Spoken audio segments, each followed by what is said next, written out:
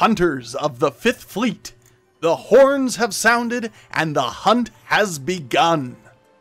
Today, we bring you some very important tips and tricks that we have learned over our first week of play.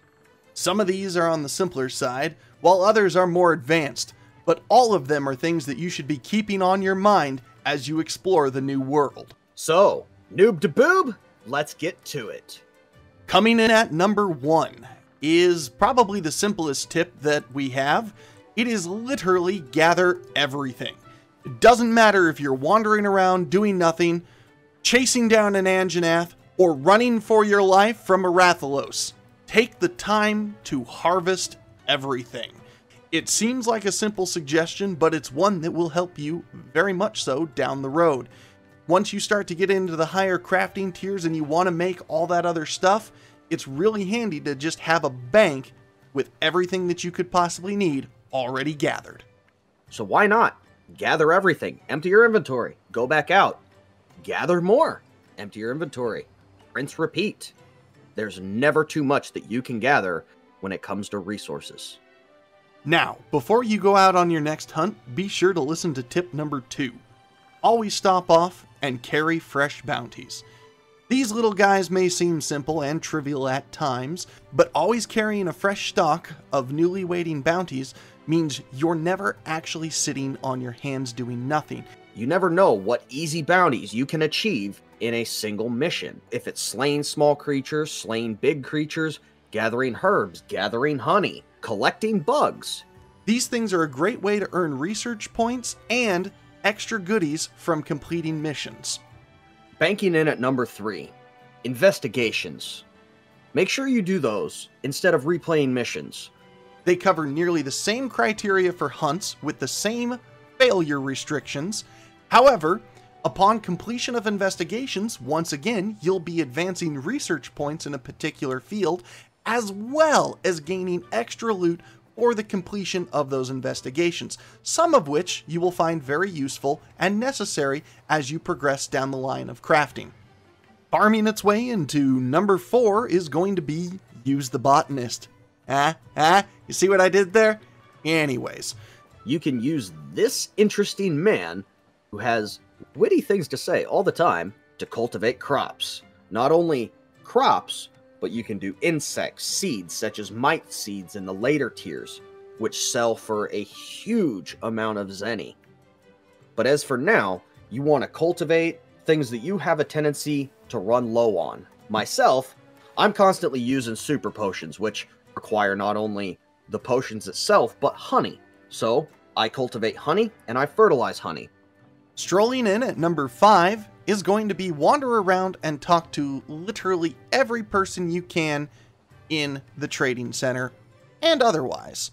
You never know if someone's going to actually give you an awesome side quest or mission that'll give you the opportunity to hunt some of the more obscure monsters in the game, or possibly give you the ability to expand current features that are already in.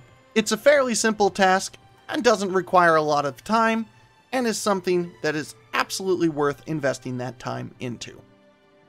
Tip number 6.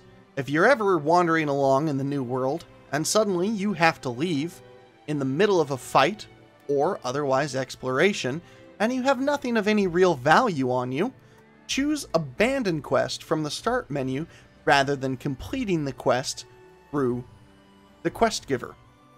By doing this, you may lose any of the items that you happen to gather or obtain while you are out wandering about, but you will also earn back any items that you happen to use while you were exploring. So you're going to have to weigh the benefits of this one.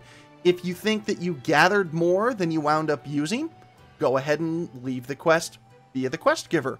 If you think that you used more than you actually wound up gathering, just choose Abandon Quest to go back to a clean slate and have no worries about having lost any of those items. Number 7. Empty your inventory. Now, this one kinda goes almost without saying, but you would be surprised how often you get caught up in the thrill of the hunt. And it goes hand in hand with our very first tip, which was gather everything. But in order to gather everything, you have to have the inventory space to actually do that. So anytime you get a down moment, and you can swing by your gear chest, be sure to go in and manage your items and drop off every single thing that you don't need into deep storage. This way you can continue to gather up fresh and new materials every hunt and adventure that you go on, and not run out of space being forced to leave something possibly valuable behind because you have to make a split decision because you didn't empty your inventory. Getting pitched in here at number 8 is going to be throw allies to mount. Now, at first that sounds kind of strange and a little bit odd, and you're like, what in the world are you talking about, Wally? Shut up, you don't know anything. But if you have teammates that you're out fighting with, and by the way, this one will only work with teammates, if they happen to have one of the larger weapons, you can actually perform an uppercut and knock your allies into the air. Your allies can then recover from this while they are in the air, and if timed and performed just perfectly, will be able to mount enemy monsters to get that sweet, sweet precision mount damage. Don't get caught snoozing on number 9 when it rolls around. When your opponent is low enough on health, he will return to his nest and go to sleep. Now, when they are sleeping, you have a prime opportunity here to double your damage, because when they are sleeping, the first attack and the first attack only will do double its damage. Our suggestion would be to use big barrel bombs. Make sure when you place these to place them close together and nearby your monster to maximize its damage potential. Doing this can result in knockouts on some of the lesser monsters and a sizable chunk of damage being dealt to some of the bigger ones. Last but not least is the most important hunting tip of the day. It involves a bit of strategery, but it has many benefits for you to enjoy. You want to cause a turf war by luring monsters into each other's territory. The first major benefit of this is that it redirects the monster's aggro from you to the new baddie, and this opens up a window of opportunity for you to heal, maintain weapon sharpness, and collect potential materials you may have missed. As the battle is ensuing, the monsters deal massive amounts of damage to one another, thus breaking off parts for you to collect. Now, bear in mind that these parts that break off are the equivalent of skinning the monster itself and getting one of those pieces. So in addition to inciting a giant monster battle, you get free loot. I mean, what's not to like about free loot and causing a fight that you don't have to deal the damage for? Let me save the trouble and answer that question for you. There is absolutely nothing wrong with free loot. Alright guys, that's going to do it from Buff and Wally today. If you're new to the channel, be sure to subscribe to keep up with all things new. We're going to be bringing lots more Monster Hunter content, and as always, other fun adventures. If you're a returning viewer, thank you so much for your continued patronage.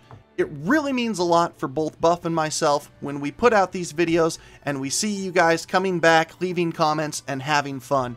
We couldn't do it without you, and we absolutely do it for you. Congratulations! From boob to noob. Go out, put these into practical application, get to slaying bodies, and gather resources. From all of us here at the Misadventures, Buff and Wally out.